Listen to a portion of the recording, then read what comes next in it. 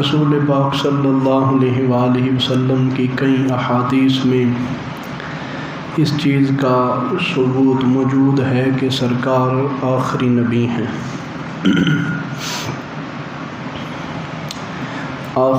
کیسے آخری نبی ہیں کہ جن کے بعد کوئی نیا نبی اس دنیا میں نہیں آ سکتا۔ آپ جانتے ہیں کئی بندوں نے جسارت کی، نبی ہونے کا اعلان کیا۔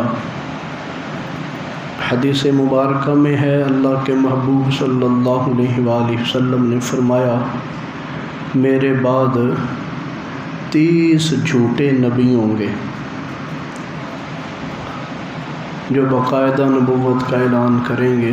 مختلف ملکوں میں، مختلف علاقوں میں لوگ نبوت کا اعلان کرتے رہے، اپنے آپ کو نبی مانتے منواتے رہے، لیکن ایک چیز جو ہمارے ملک میں بڑی اچھالی جاتی ہے وہ قادیانیوں کا مسئلہ ہے۔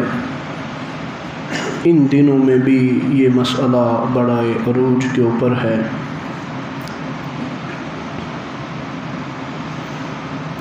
مبارک ثانی کیس کے سلسلے میں آپ لوگوں نے سنا ہوگا، خبروں میں دیکھا ہوگا۔ اس کیس کے پیچھے قادیانیت کو نوازنا، ان کے ساتھ محبت اور پیار کی پینگیں چڑھانا یہ عیاں ہے۔ اور جہاں تک ہماری بے بسی ہے، اتنے بڑے مسئلے کو ہم سیریس کیوں نہیں لیتے؟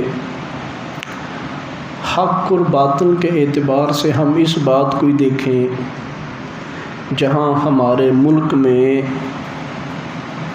ہمارے حکمرانوں کی بہت بڑی کمی ہے نقصان کے اعتبار سے۔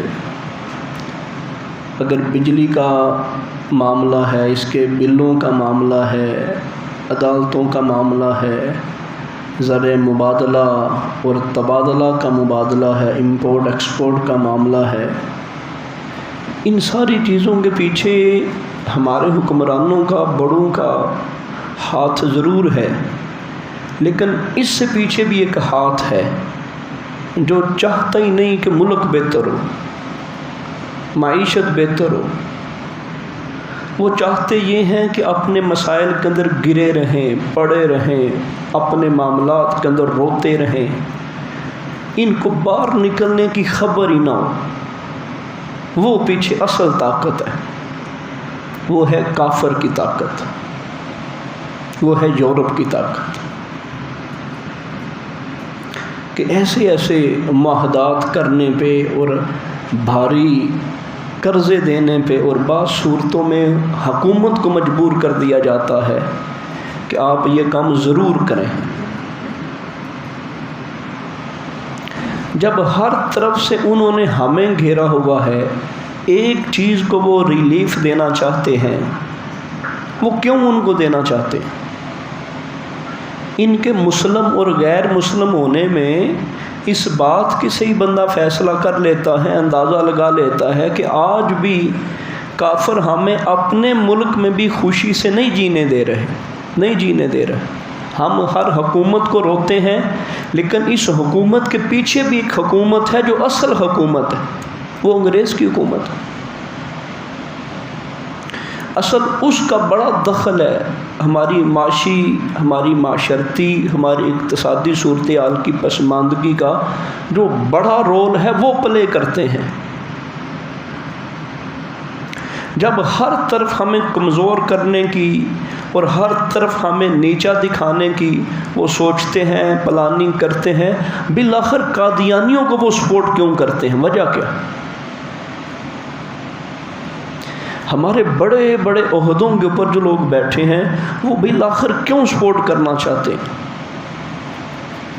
یہی معاملہ تھا نا کہ ٹھیک ہے اس بندے کو نا جی ان کو گھر کے اندر بیٹھ کے نا تبلیغ کرنے دو، گھر کے اندر بیٹھ کے تبلیغ کرنے دو، باہر نہ کریں، گھر کے اندر بیٹھ کے تبلیغ کریں۔ گھر کے اندر بیٹھ کے بندہ جرم کرے تو وہ جرم نہیں ہوتا. چار دیواری کے اندر بندہ کسی کو قتل کر دے وہ قتل نہیں ہوتا. بندہ کہے اپنے گھر کے اندر میری مرضی میں جو کروں. اچھا اپنے گھر کے اندر بندہ اپنے باپ کو ہی قتل کر دے، کیا یہ جرم نہیں ہے؟ تو یہ بات چیف جسٹس کو سمجھانے والی ہے کہ تو کہتا ہے کہ نہیں ان کو اپنے گھر کے اندر کرنے دو جو کرتے ہیں. یہی تنازع تھا اصل. اور پھر ہم دیکھیں آج تک ہم نے اصل جو آج گفتگو ہے وہ کسی ایک موضوع پر ارادہ تھا گفتگو کرنے کا، لیکن ہم بس موٹی موٹی باتیں کریں گے اسی بات کے اوپر کہ دین کے لیے ہم کیا کر رہے ہیں. ہمیں بھی کچھ قربانی دینی چاہیے. کوئی زندگی کے اندر کوئی ایک آدھا کام تو ایسا ہو ہم ڈنکے کی چوٹ پہ کہہ سکیں ہم نے اللہ کے لیے فلاں کام کیا ہے، ہم نے رسول کی خاطر فلاں کام کیا ہے. لیکن وہ اپنی پوری زندگی میں چراغ لے کے پھرتے رہے نا جی، لیکن ہمیں پھر بھی نظر نہیں آئے گا کہ ہم نے خالصتاً دین کی خاطر فلاں کام کیا. یاروں کے بڑے کارنامے نظر آئیں گے، یاروں کے لیے نظر آئیں گے، لیکن اللہ اور اس کے رسول کے لیے ساری زندگی گزر گئی. ہم یہ سمجھتے ہیں کہ میں جی ہر جمعے کو جب گرائی ہوتی ہے تو میں 500 روپیہ مسجد کے اندر دیتا ہوں، میں فلاں کی خدمت کرتا ہوں، میں جو ہے وہ بھوکوں کو کھانا کھلا دیتا ہوں. بس اصل دین ہے اس کے لیے ہم نے کیا کیا. رسول پاک صلی اللہ تعالیٰ علیہ وآلہ وسلم جس کے لیے آئے تھے اور جو مشن وہ لے کے آئے تھے اس کے لیے ہم نے کیا کیا. صحابہ بڑی قربانیاں دی ہیں، بڑی قربانیاں دی ہیں. اور آج وہ لوگ عزت کے سلوٹ کے حقدار ہیں کہ جو باہر نکلے.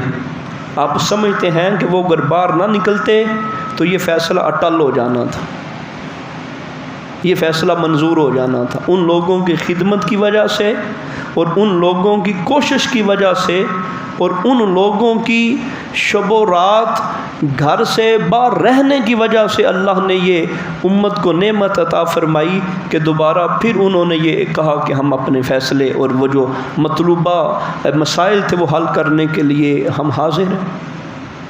کل سارا دن آپ نے وہ خبروں میں سنا کہ کس طرح علماء جمع تھے. اب تو یہ اعتراض بھی پتہ نہیں کون سی دنیا ہے جو اعتراض کرتی ہے مسلمانوں کے بارے میں. اب یہ بھی لڑانے والے لوگ ہیں، وہ اسلام دشمن لوگ ہیں. وہ کہتے مسلمانوں میں اتحاد ہی نہیں ہے. جب کسی اہم جگہ پہ جمع ہونے کی باری آتی ہے تو سارے جمع ہیں. کل کسی نے یہ تو نہیں کہا تھا کہ میں سنی ہوں، میں وہابی ہوں، میں دیوبندی ہوں، میں شیعہ ہوں، میں نے نہیں جانا. وہ سارے وہاں جمع تھے. وہ اپنی ذات کے لیے جمع تھے، اپنے مدرسے کے لیے جمع تھے یا اپنے فرقے کے لیے جمع تھے. وہ تو رسول پاک کے لیے جمع تھے. معلوم ہوا کہ یہ جو آج ٹی وی کے اوپر بعض لوگ بیٹھ کے علماء کو بدنام کرنے کی کوشش کرتے ہیں، ہر بندہ اپنے فرقے کی بات کرتا ہے، لیکن یہ حقیقت ہے کہ جب دین کو ضرورت ہوتی ہے تو وہ ہر جگہ پہ اکٹھے ہیں. دیکھیں ہر کسی کے رولز الگ ہیں. ہماری جو بری فوج ہے اس کے رولز الگ ہیں، بحری فوج کے جو رولز ہیں وہ الگ ہیں. اس کے اندر ان کی وردی الگ ہے، ان کے طریقہ کار الگ ہیں. جب وہاں کسی کو اختلاف نہیں تو یہاں پہ اختلاف ہونے کی کیا ضرورت؟ یہاں پہ کیوں یہ بات کی جاتی فرقہ واریت ہے جی، فرقہ واریت ہے. تو پھر یہ کیوں نہیں بندہ کہتا کہ فوج کے اندر فرقہ واریت ہے؟ وہ 3-4 فوجیں بنانے کی کیا ضرورت ہے؟ ساری ایک ہی ہو جاتی. مختلف قسم کے سکول ہیں، مختلف قسم کے کالج ہیں، کیا ضرورت ہے مختلف قسم؟ ایک ہی طرح کے ہو جاتے سارے. وہاں پہ کبھی کوئی نہیں بولتا جی وہ پنجاب کالج ہے، وہ اسپائر ہے، وہ سپیریئر ہے، وہ الفلاح ہے، وہ فلاں ہے. وہاں پہ کوئی نہیں کوئی بندہ بات کرتا. ہر جگہ پہ آپ کو الگ الگ لوگ نظر آئیں گے. کتنے بینک ہمارے یہاں معاشرے کے اندر متعارف ہیں. کبھی بینکوں کے افیسروں کے بارے میں کبھی کسی نے نہیں کہا یا وہ ایک نیا فرقہ کھول کے بیٹھا ہوا ہے. یونائٹڈ والے نیا فرقہ کھول کے بیٹھے ہیں، ایم سی بی والے نیا فرقہ کھول کے بیٹھے ہیں. یہاں یہ اعتراض، اصل یہ اعتراض ان کے من کے اندر پلیدی ہے، اسلام دشمنی ہے جس کے اوپر وہ بات کرنا چاہتے ہیں. ہمیشہ سے آپ دیکھیں کہ اب بھی اہل اسلام کی اور سارے مسلکوں کی متفقہ کمیٹی بنی ہوئی ہے. ملک کے اندر جب بھی کوئی ایشو ہوتا ہے وہ سارے ایک جگہ پہ اکٹھے ہو جاتے ہیں، اور اس کے علاوہ اپنے اپنے گھر وہ اپنی طرف سے دین کا کام کر رہے ہیں، وہ سارے کر رہے ہیں، اس کے اوپر تو کسی کو اعتراض نہیں ہونا چاہیے۔ اور پھر دوسرا یہ دیکھیں، ہم نے جو چند پچھلے جمعوں کے اندر بات کی تھی کہ یہ بھی ہمارے لوگوں کو بعض کو بڑا درد ہوتا ہے کہ یار جس طرح کا یہ ملک ہے اس سے تو بہتر تھا انگریز ہوتے، ہماری سڑکیں تو ٹھیک ہوتی، ہمارا نہری نظام جو چل رہا تھا وہ تو ٹھیک ہوتا، ہماری ریلوے کا سارا نظام خراب ہو گیا وہ تو ٹھیک ہوتا۔ اللہ کے بندو آپ ظاہری ٹپ ٹاپ کو دیکھتے ہو، ساری زندگی یہ سڑکیں کوئی نہیں رہ جانی، ساری زندگی یہ سہولتیں کوئی نہیں رہ جانی، دین ساری زندگی ساتھ رہنا ہے۔ اگر یہاں پہ کافر کی حکومت ہوتی تو کل جس طرح علماء وہاں جمع تھے اور انہوں نے باقاعدہ باتیں کی اور منوا کے اٹھے، اگر کافر کی حکومت ہوتی تو کافر نے بیٹھنے دینا تھا؟ کسی صورت نہیں بیٹھنے دینا تھا۔ ہم یہ نہیں کہتے کہ ہمارے حکمران ہر لحاظ سے بہتر ہیں، ہم کہتے ہیں کافر سے بہتر ہیں۔ کافر کی حکومت سے مسلمان جیسا بھی ہے ہو مسلمان کی حکومت پھر بھی بہتر ہے۔ اور یہ ہر روز ہمارے یہ نیا فلسفہ کھولنا نہیں، ملک کے حالات بڑے خراب ہو گئے، ملک کے حالات بڑے خراب ہو گئے۔ ہم اپنے گھروں کی حالت تو دیکھیں، کیا ہمارے گھروں کی حالت ٹھیک ہے؟ ہم اپنے گھر کی نہ بات کریں، تھوڑا باہر نکلیں، صرف اپنی برادری کو دیکھیں، کیا ساری برادری بندہ کوئی ذمہ داری سے کہہ سکتا ہے کہ نہیں میری برادری کے سارے لوگ جو ہیں وہ ٹھیک ہیں؟ اس سے ذرا اور بندہ باہر جائے، نہیں میرے جو ملک کے حالات ہیں وہ سارے ٹھیک ہیں۔ کس کس چیز کو بندہ روئے؟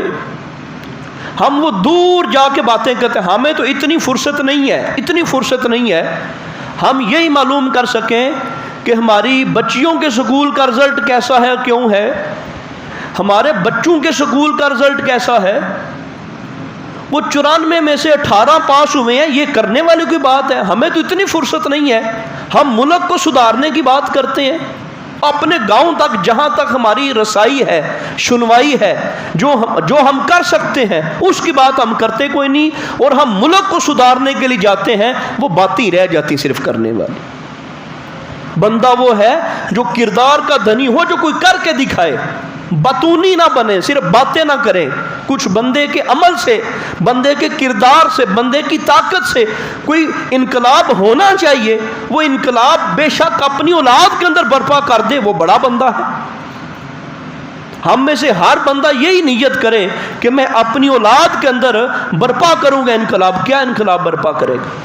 وہ کسی کا اختلاف نماز کے اوپر تو نہیں ہے، سارے یہ تو کہتے ہیں نا کہ 5 وقت کی نماز فرض ہے مسلمان کے اوپر، وہ نہ ہم پڑھتے ہیں نہ ہمارے بچے پڑھتے ہیں۔ اچھا، نماز ضروری ہے کہ گلیوں کا، نالیوں کا، بجلی کے بل کا درست ہونا ضروری ہے؟ جو ہمارے بس میں ہے وہ ہم کر کوئی نہیں رہے، جو ہمارے بس میں نہیں ہے ہر جگہ بیٹھ کے اسی کے تبصرے جاری ہوتے ہیں۔ المختصر میں یہ بات کر رہا تھا، کافر کی نسبت مسلمان کی حکومت پھر بھی بہتر ہے، وہ مسلمان جیسا بھی ہو، وہ ظالم ہو، وہ جابر ہو، وہ جیسا بھی ہو، لیکن ہو مسلمان، وہ کافر سے بہتر ہے۔ تو مسلمان کی حکومت ہونے کے یہ فوائد ہیں جو کل ہمیں نظر آئے، اور اللہ رب العزت نے بڑی فتح عطا فرمائی۔ وہ لوگ بڑے قسمت والے ہیں، اور وہ بڑے یقیناً جہاد والے ہیں، اور بڑا اعزاز ہوگا ان کا، اور قیامت کے دن یقیناً ان کے کندھوں پہ 2 پھول نظر آ رہے ہوں گے، جس طرح ہم کہتے ہیں یہ فوجی صاحب ہے نہیں، یہ بڑا افسر ہے، 2 پھول اس نے لگائے ہوئے ہیں، یقیناً ان کے جسموں پہ وہ پھول نظر آئیں گے، وہ نور کے شالے نظر آئیں گے اور نور کے تاج نظر آئیں گے، جنہوں نے محنت کی، کوشش کی، اور گھر بار چھوڑ کے گرمی میں وہاں پولیس نے شیلنگ بھی کی اور مختلف طرح کے معاملات بھی ہوتے رہے، لیکن وہ کھڑے رہے۔ کس کے لیے؟ جماعت کے لیے؟ نہ رسول پاک کے لیے۔ آج اگر کوئی کسی کی برادری کا نام اپنے ساتھ لگا لینا، وہ گوارا نہیں ہوتا کسی کو، یار وہ ذات کا فلان تھا، وہ اپنے ساتھ رانا لگانا اس نے شروع کر دیا، رانے تے اسی ہونے ہیں، سانو اپنا نام، ساڈی برادری دا نام گوارا نہیں۔ ایک بندہ نبی نہیں ہے، وہ اپنے نام نبی لاوے، سانو کچھ نہیں ہوندا۔ آج بھی آپ، میرا ارادہ تھا کہ آج گفتگو نہ کی جائے، صرف قادیانیوں کے وہ کلپ آپ کو دکھائے جائیں جو ان کے اپنے چینلوں کے اوپر انہوں نے اس بات کو دلائل سے ثابت کرنے کی کوشش کی ہے کہ ہاں ہم مانتے ہیں مرزا نبی ہے۔ اب بھی یہ کوئی کتابوں کی باتیں نہیں ہیں، ان کے یوٹیوب چینل، یہ تو ہر بچے کے پاس ہے موبائل، وہ دلائل دیتے ہیں باقاعدہ اس بات کے اوپر، ہم نبی مانتے ہیں، نبی ہے ہمارا، اور ہم پھر ان کے ساتھ پیار کی پینگیں چڑھائیں، یہ ایمان تو نہیں ہے۔ ایمان کے لیے کچھ نہ کچھ قربانی دینی پڑے گی۔ صحابہ کتنی قربانیاں دی، یہ دروس کے اندر ہم سن چکے ہیں چیزیں۔ حضرت نضر بن انس رضی اللہ تعالیٰ عنہ صحابی رسول ہیں، 80 زخم لگے ان کے جسم کے اوپر، اور جسم سے پہچانے نہیں جاتے تھے۔ جنگ احد کی بات ہے کہ یہ کون ہے، صرف ان کی بہن نے آ کے ان کی انگلی کے نشان سے پہچانا کہ نا یہ جو انگلی نظر آ رہی ہے میرے بھائی کی انگلی ہے۔ جسم سے پہچانے نہیں جا رہے، کس کی خاطر قربانی دی؟ دین کے لیے۔ ہمیں حضرت ابو دجانہ نبی پاک صلی اللہ تعالیٰ علیہ وآلہ وسلم کے سامنے اس طرح کھڑے ہو گئے جھک کے، بندوں کی تعداد تھوڑی تھی، صحابہ کی تعداد تھوڑی تھی، جھک کے کھڑے ہو گئے، تیر آ رہے ہیں، تلوار آ رہے ہیں، ہر چیز، وہ اس کے لیے ڈھال بن گئی، یا رسول اللہ میرے جسم میں لگے۔ حضرت طلحہ سرکار کے سامنے کھڑے ہو گئے، اور تیروں کے لیے وہ سامنے ڈھال بن کے جو آتا ہے ان کے جسم میں لگتا ہے۔ قربانیاں انہوں نے نہیں دینی تھی، ہماری بھی ذمہ داری ہے کہ دین کے لیے کچھ نہ کچھ تو ہم کر کے چلے جائیں، کچھ نہ کچھ تو دین کے لیے ہمارا معیار سیٹ ہونا چاہیے۔ رسول پاک صلی اللہ تعالیٰ علیہ وآلہ وسلم بیٹھے ہوئے ہیں، اور سرکار کے پاس صحابہ آگے، ابتدائی دور ہے۔ یا رسول اللہ بڑی سختی ہو گئی، بڑی آزمائشیں ہو گئیں، بڑی تکلیفیں ہو گئی ہیں، اللہ رب العزت کی بارگاہ میں دعا فرمائیں کہ اللہ پاک مدد نازل فرمائے، اللہ پاک آسانیاں کر دے۔ نبی پاک صلی اللہ علیہ وسلم نے فرمایا صحابہ ابھی تو آپ لوگوں نے وہ وقت دیکھا ہی نہیں ہے۔ صحابہ نے کب بولا تھا؟ جب حضرت بلال کو تپتے کوئلوں کے اوپر رکھا گیا، تپتی ریت کے اوپر رکھا گیا۔ یہ اس دور کی باتیں ہیں، اور یہ اس دور کی باتیں ہیں کہ جس وقت دونوں ٹانگوں سے الگ الگ جانور کے ساتھ الگ الگ ٹانگ باندھ کے جانوروں کو دوڑایا گیا، اور درمیان سے جسم ٹکڑے ٹکڑے ہو گیا۔ اس کے بعد صحابہ نے آ کے عرض کی یا رسول اللہ اب تو دعا فرمائیں۔ فرمایا ابھی تو تمہارے اوپر مشکلیں آئی نہیں ہیں۔ یا رسول اللہ بتائیں کون سی مشکلیں؟ فرمایا پہلے لوگوں کے لیے گڑھا کھودا جاتا تھا، ان کے سر کے اوپر آرا چلا کے ان کو 2 ٹکڑے کر دیا جاتا تھا، وہ اسلام سے نہیں پھرے تھے۔ آج ہم ہیں وہ تعلقات نبھاتے ہیں، یاریاں نبھاتے ہیں، جو ہے وہ رشتہ داریاں نبھاتے ہیں، صرف اس لیے کہ دنیا رہ جائے۔ صحابہ کی ساری زندگی آپ میں سے ہر بندے کے وہ ہاتھوں کے اوپر گنی ہوئی ہے، فنگر ٹپس جسے کہتے ہیں، ہر بندے کو یاد ہے کہ صحابہ اکرام نے دین کی خاطر اولاد کو چھوڑ دیا، خاندان کو چھوڑ دیا۔ حضرت ام سلمہ کا واقعہ آپ کے سامنے ہے، وہ دودھ پیتا بیٹا وہ چھوڑ کے دیا، بیوی بھی چھوڑ دی، اکیلے ہجرت کر کے چلے گئے، کہا نہ جانے دو، ہم دین کے لیے سب کچھ چھوڑ کے جا رہے ہیں۔ صحابہ نے جتنے صحابہ ہجرت کر کے گئے تھے مکہ میں ساری زمینیں چھوڑ کے چلے گئے، جائیدادیں چھوڑ کے چلے گئے، بنے مکان چھوڑ کے چلے گئے، والدین کو چھوڑ کے چلے گئے، دین کی خاطر پریکٹیکلی طور پہ ہمیں بتا کے گئے۔ مسلم شریف کی یہ حدیث پاک، رسول پاک صلی اللہ تعالیٰ علیہ وآلہ وسلم خود اس کو بیان کرتے ہیں۔ لجپال آقا علیہ الصلوۃ والسلام نے ارشاد فرمایا کہ پہلے دور میں ایک بادشاہ تھا، اس بادشاہ کے پاس ایک جادوگر تھا، وہ جادو کی بنیاد پہ سارے کام کرواتا تھا۔ وہ جادوگر جب بوڑھا ہو گیا تو جادوگر نے کہا بادشاہ کو کہ میں بوڑھا ہو گیا ہوں، پتہ نہیں کب میں نے مر جانا ہے، ایک بچہ کوئی ہوشیار ہو، سمجھدار ہو، وہ بچہ تلاش کر کے میرے پاس بھیجو، جو بچہ مجھ سے جادوگری کے گر سیکھے اور تیری بادشاہت قائم رہے گی۔ ایک بچہ تلاش کر لیا گیا، اب وہ بچہ اس جادوگر کے پاس آتا اور جادوگری کے فن سیکھتا۔ یہ مسلم شریف کی حدیث پاک، رسول پاک صلی اللہ تعالیٰ علیہ وآلہ وسلم نے ارشاد فرمایا اس کے بچے کے راستے میں ایک راہب تھا، وہ اللہ کی عبادت کرتا تھا۔ ایک دن اس راہب نے بچے کو بلایا اور بچے کو اس راہب کی باتیں اچھی لگی، تو بچے نے اس راہب کے پاس بیٹھنا شروع کر دیا۔ جب جادوگر کے پاس جانا تاخیر ہو جانی، اس نے مارنا، لیکن پھر بھی اس نے وہ راہب کا در نہ چھوڑا۔ کرتے کرتے ایک دن ایک ایسی جگہ تھی جہاں اس نے گزرنا تھا، اس بچے نے، لیکن راستے میں کوئی ایسا جانور تھا جو لوگوں کو گزرنے نہیں دیتا تھا، ان کو کھا جاتا تھا، ان کے اوپر حملہ کرتا تھا۔ اس بچے نے کہا کہ آج میرے امتحان کا وقت ہے، اللہ رب العزت کی بارگاہ میں عرض کی، یا اللہ اگر تو وہ راہب سچا ہے، مجھے نہیں پتا، میں کچھ وقت راہب کی باتیں سنتا ہوں اور کچھ وقت میں جادوگر کی باتیں سنتا ہوں، مجھے نہیں سمجھ آ رہی سچا کون ہے جھوٹا کون ہے۔ یا اللہ پاک اگر وہ راہب سچا ہے تو پاک پروردگار یہ جانور مر جائے، یہ راستہ چھوڑ دے، تو اگر جادوگر سچا ہے تو یہ اپنی جگہ پہ قائم رہے۔ اس نے پتھر اٹھایا اور پتھر اٹھا کے جیسے ہی پھینکا، اس کے لگا، پتھر سے کیا مرنا تھا، لیکن اللہ کی مدد تھی، وہ جانور مر گیا۔ یہ سرکار نبی پاک صلی اللہ علیہ وسلم واقعہ بیان کر رہے ہیں۔ اب اس کا ایمان پختہ ہو گیا کہ نہیں، راہب سچا ہے، وہ جادوگر جھوٹا ہے۔ اب یہ بچہ راہب کے پاس زیادہ وقت دینے لگا اور راہب نے کہا کہ تو مجھ سے بھی آگے بڑھ گیا ہے اور میں دیکھ رہا ہوں کہ تیرا مقام مجھ سے بھی زیادہ ہے۔ رسول پاک صلی اللہ علیہ وسلم نے فرمایا، یہ بندہ مادر ذات اندھوں کو شفا دینے لگا۔ آج لوگ اس کے اوپر بھی بڑا تبصرہ کرتے ہیں، وہ آپ کہتے ہیں اللہ کے ولی شفا دے سکتے ہیں، فلاں شفا دے سکتا ہے، شفا تو اللہ کے سوا کوئی نہیں دے سکتا۔ یہ مسلم شریف کی حدیث پاک، سرکار دو عالم صلی اللہ علیہ وسلم نے فرمایا، وہ بچہ شفا دینے لگا، کن کو؟ جن کی آنکھوں کا درست ہونا ہی ناممکن ہے،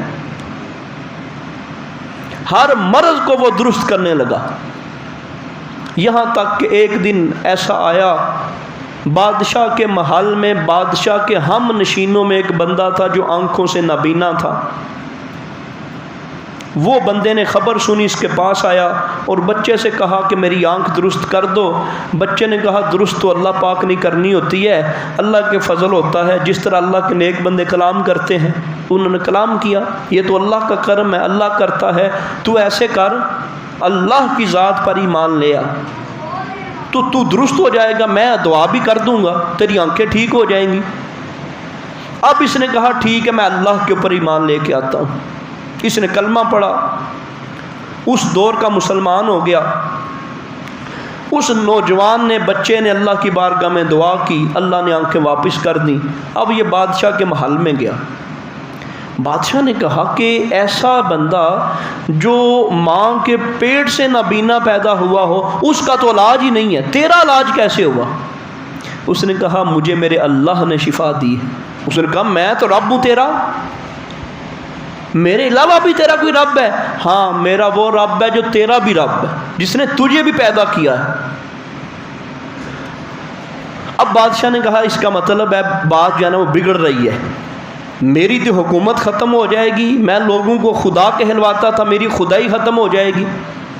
سزا دی، کہا کہ بتا وہ بندہ جس نے تجھے اس راہ پہ لگایا، بڑا مارا بالآخر اس نے بتا دیا کہ فلاں جگہ پہ ایک بچہ ہے، اس بچے نے میرے ساتھ یہ معاملہ کیا ہے۔ اب اس بچے کو پکڑ لیا گیا۔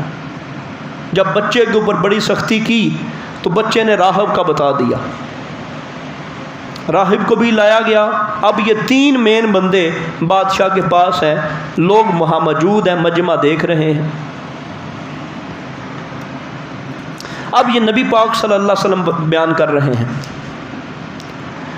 وہ جو بادشاہ کا ہم نشین تھا، جو نابینا تھا، جس کو آنکھیں ملی، اس کو کہا کہ تو اپنا ایمان چھوڑ دے، مجھے خدا مان۔ اس نے کہا نہیں، میں اسلام کے لیے اپنی جان بھی قربان کرنے کے لیے تیار ہوں، دین کے لیے۔ اس نے آرا منگوایا یہ سرکار بتا رہے ہیں، یہ کوئی قصہ کہانی نہیں ہے، مسلم شریف کی حدیث پاک ہے۔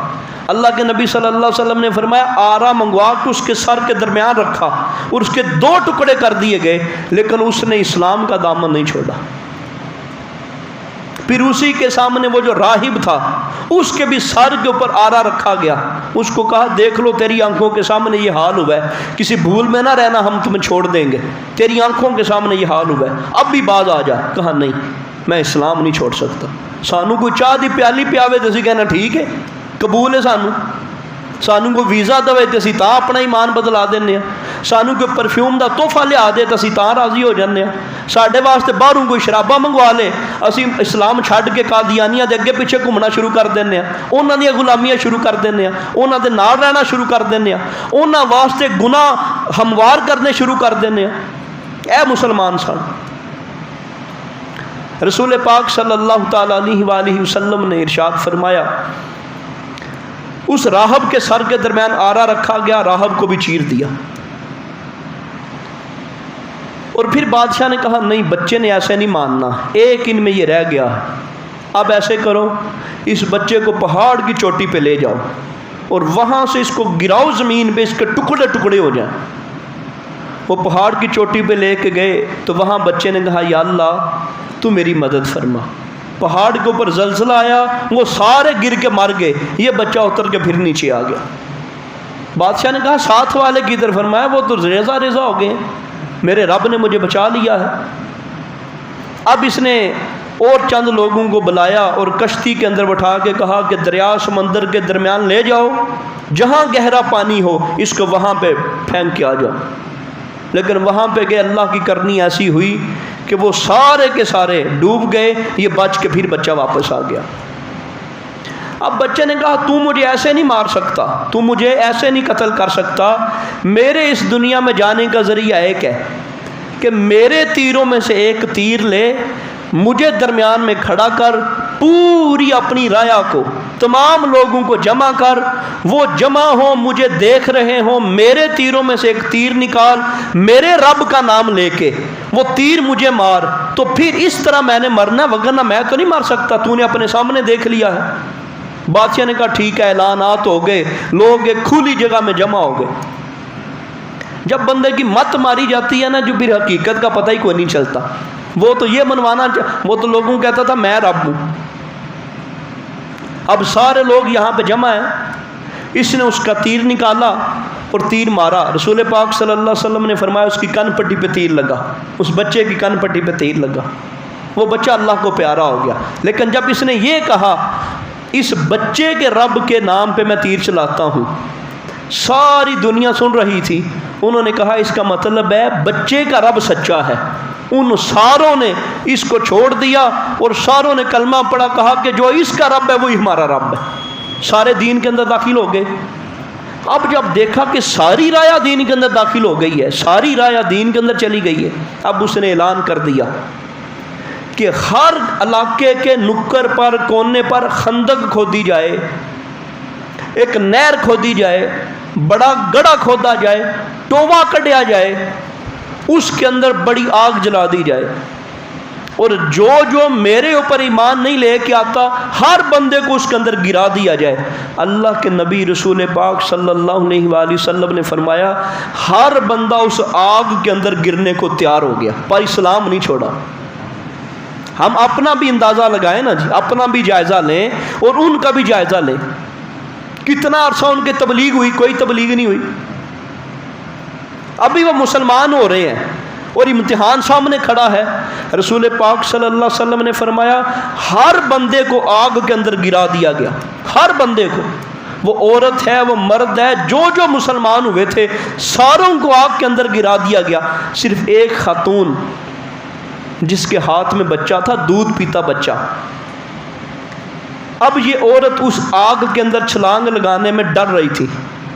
اللہ کے نبی صلی اللہ علیہ وسلم نے فرمایا وہ دودھ پیتا بچہ بول پڑا کہ ماں ڈر نہ، یہ حق ہے، چھلانگ لگا دے۔ اللہ کے نبی صلی اللہ علیہ وسلم فرماتے ہیں اس عورت نے اپنے بچے سمیت اس آگ کے اندر چھلانگ لگا دی۔ یہ وہ لوگ تھے جنہوں نے قربانیاں دی اسلام کی خاطر، دین کی خاطر۔ تو مہربانی فرمائیں ہم کچھ نہ کچھ تو اپنی زندگی میں ایسا کریں ہم کہہ سکیں کہ یار یہ کام ہم نے خالصتاً اللہ کے لیے کیا، اللہ کے رسول کے لیے کیا۔ کوئی ایک ایسا کام ہونا چاہیے، ویسے تو ساری زندگی ہونی چاہیے، لیکن کم از کم یہ سب سے کم درجہ ہے۔ کوئی تو ہمارے اندر ایسی گرج پیدا ہو، کوئی ایسا ہمارے دل کے اندر جوش اور ولولہ پیدا ہو۔ ہم نے بڑے بڑے کرکٹ بھی کھیل لیے، بڑے بڑے ٹورنامنٹ بھی کروا لیے، بڑی بڑی دور جا کے ہم نے شرکت بھی کر لی، ہر روز ہم نے اپنی حاضری گراؤنڈ کے اندر بھی جا کے لگا لی، ہر روز دوستوں کے ساتھ ہم نے تاشیں بھی کھیل لی، اور ہم نے بڑے بڑے کام کر لیے۔ یار کبھی کوئی دین کے لیے بھی تو کرے نا جی، وہ جن کی خاطر ہم موجود ہیں۔ بڑے بڑے ایسے سخت کام تھے جو رسول پاک صلی اللہ علیہ وسلم کی وجہ سے ہمیں چھوٹ ملی۔ یہ بھی حدیث پاک ہے، فرمایا پہلے لوگ اپنا جسم کاٹ دیا کرتے تھے، اگر جسم کے اوپر کوئی نجس چیز لگ جاتی اپنا جسم کاٹ دیا کرتے تھے، کپڑوں کے اوپر لگتی کپڑے پھاڑ دیا کرتے تھے، اپنی ہی جگہ پہ جا کے نماز پڑھتے تھے۔ لیکن نبی پاک صلی اللہ علیہ وسلم کی خاطر ہمیں ہر قسم کی سہولت مل گئی۔ جس نبی کے لیے اللہ نے اتنا نوازا ہے، ہم اس نبی کے لیے کچھ نہ کچھ تو کر جائیں۔ تو یہ مہربانی فرمائیں، یہ جو کل معاملہ ہوا ہے بڑا اہم معاملہ ہوا ہے، اس کو صرف اور یہ نہ بنائیں کہ یہ مولویوں کا کام تھا۔ یہ مولویوں کا کام نہیں، یہ دینداروں کا کام تھا۔ ہر وہ بندہ جس کے من کے اندر ایک دین کا دیا جل رہا ہے، یہ ہر اس بندے کا کام تھا۔ اگر ہم وہاں پہنچ نہیں سکے لیکن ہم اپریشیٹ تو کریں ان کو، مبارکباد تو ان کو پیش کریں کہ ان کی بڑی محنت ہے، ان کی بڑی کاوش ہے کہ جنہوں نے اس بات کو ثابت کیا۔ کم از کم پوری دنیا کے اندر قادیانیوں کو یہ تو پتہ چلے گا، نہ صرف قادیانیوں کو بلکہ وہ لوگ جو قادیانیوں کی سپورٹ میں کھڑے تھے، وہ ملک کے اندر تھے، وہ بیرون ملک کے اندر تھے، وہ مسلمان حکمران تھے، وہ انگریز حکمران تھے، ان کو یہ تو پتہ چل گیا ہے کہ نہیں ایسا کرنا ناممکن ہے۔ اب بھی رسول پاک صلی اللہ تعالی علیہ وآلہ وسلم کے دیوانے موجود ہیں کہ ہم کوئی ایسا فیصلہ پاس ہی نہیں کر سکتے، نہ کروا سکتے ہیں کہ جو دین کے ساتھ متصادم ہوتا ہو، جو دین کی دیواروں کے ساتھ جا کے